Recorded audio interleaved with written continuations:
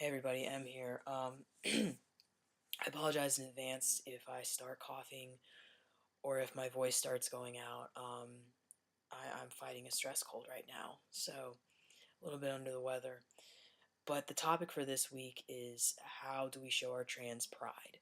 And the way that I show my trans pride is actually something that I really do like about myself and the ways that I'm able to find the space to do it.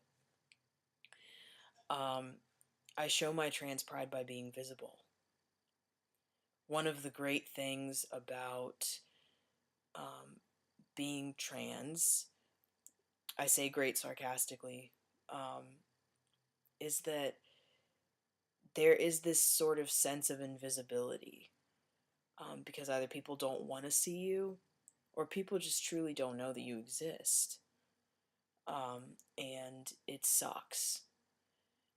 And one of the things that I do to show my trans pride is being visible in spaces where I feel it is safe to be visible.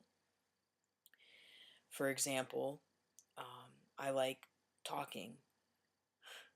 If anybody invites me to a forum to talk about trans identities and trans issues and trans policy within the United States, I will show up and I will talk. And, that's just part of being visible and coming forth with awareness and coming forth with education and coming forth with advocacy. And that's how I like to do it. Another place where I like to be visible is in academia. Um, I'm currently in my foundation year to get my MSW, and every opportunity in my undergrad that I would take the opportunity to write my paper centered around trans rights and trans identities. I did this for just a bunch of classes. I did this for psychology classes. I did this for women's studies classes. I did this in like sociology classes. Every opportunity where I felt like I could bring that issue to the forefront of people's minds, I would.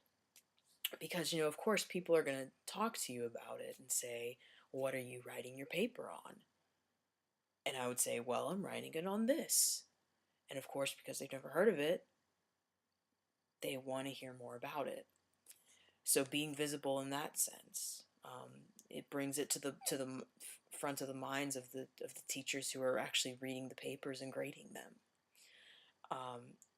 I think that it is one of the tools that I can utilize and feel safe utilizing is the fact that I'm constantly learning and I'm constantly writing, and the fact that I'm able to do that in an academic setting is part of my privilege.